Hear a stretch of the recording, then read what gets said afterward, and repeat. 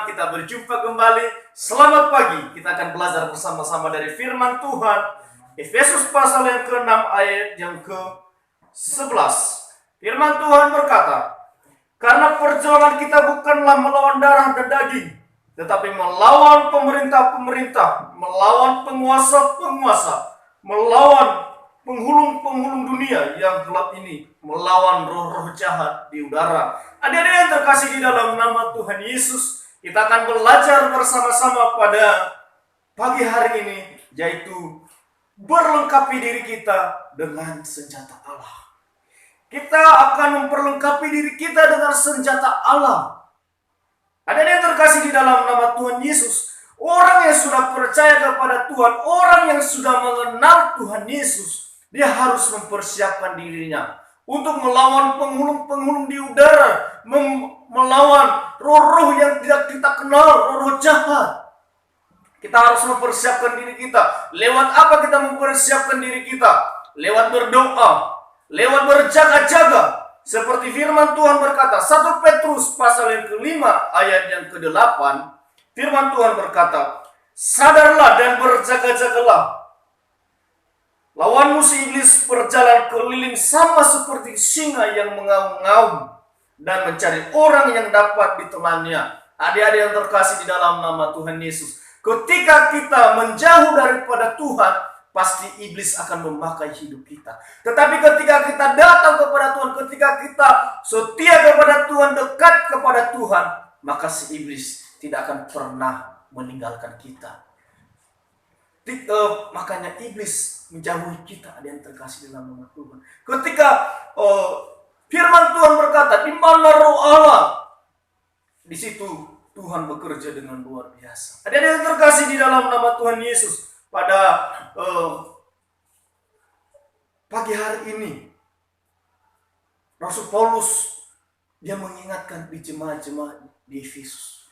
Ketika kita juga sebagai anak-anak Tuhan yang sudah percaya kepada Tuhan, mari terus kita datang kepada Tuhan, membangun hubungan kita kepada Tuhan. Walaupun zaman sekarang, contohnya gereja ditutup, tetapi kita akan belajar bersama-sama bersekutu kepada Tuhan. Bisa kita lewat YouTube, bisa kita tonton dengan baik, bisa kita berdoa kepada Tuhan, bisa kita beribadah kepada Tuhan. Kita terus selalu memuji, memuliakan nama Tuhan. Ada yang terkasih di dalam nama Tuhan. Apa yang harus kita lakukan? Nah, yang pertama yaitu kita harus tinggal di dalam Yesus. Karena hanyalah di dalam Yesus ketika kita melawan roh-roh jahat atau roh-roh penghulung-penghulung di udara. Hanya lewat Yesus ketika kita berdoa, bentengin hidup kita, bahwa Yesus pasti akan menolong kita. Firman Tuhan berkata, Yohanes pasal yang ke-15 ayat yang ke-7. Jadi kalau kamu tinggal di dalam aku dan firmanku di dalam kamu, mintalah apa saja yang kamu kehendaki dan kamu akan menerimanya. Ada yang terkasih di dalam nama Tuhan. Ketika kita tinggal di dalam Tuhan, apa saja yang kita minta pasti Tuhan berikan. Ketika kita berdoa kepada orang yang sakit, disembuhkan. Ketika kita memuji Tuhan, di situ ada kuasa Tuhan yang luar biasa bekerja. Dan yang kedua, ada yang terkasih di dalam nama Tuhan Yesus. Apa yang harus kita lakukan? Yaitu kita harus menjaga hati. Karena dari hati itu ada yang terkasih di dalam nama Tuhan Yesus. Itu yang mengontrol hidup kita. Firman Tuhan berkata, Amsal pasal 4 ayat yang ke-23. Jagalah hatimu dari segala kewaspadaan. Karena dari situlah terpancar kehidupan. Ketika kita menjaga hati kita, si iblis tidak akan mengintimidasi kita. Kita harus terus membangun hubungan dengan Tuhan.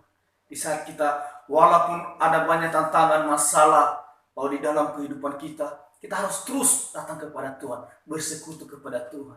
Ketika kita memuji Tuhan, di situ ada kuasa Allah bekerja dengan luar biasa. Dan yang ketiga, ada yang terkasih di dalam nama Tuhan, yaitu selalu datang kepada Tuhan.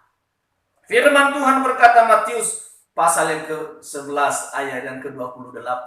Marilah kepadaku yang letih lesu dan berbeban berat, maka aku akan memberikan kelegaan kepadamu. Ketika adik-adik memiliki masalah di dalam kehidupan kita. Ketika adik-adik memiliki tantangan yang tidak bisa adik-adik pecahkan, datang kepada Yesus. Karena di dalam Yesus, di situ ada penghiburan yang luar biasa. Di dalam Yesus, di situ ada kekuatan baru. Ketika kita terus bersekutu kepada Tuhan, hidup kita semakin hari semakin kuat di dalam iman. Demikianlah adik-adik yang terkasih di dalam nama Tuhan Yesus, biarlah renungan pada pagi hari ini memberkati setiap kita. Haleluya!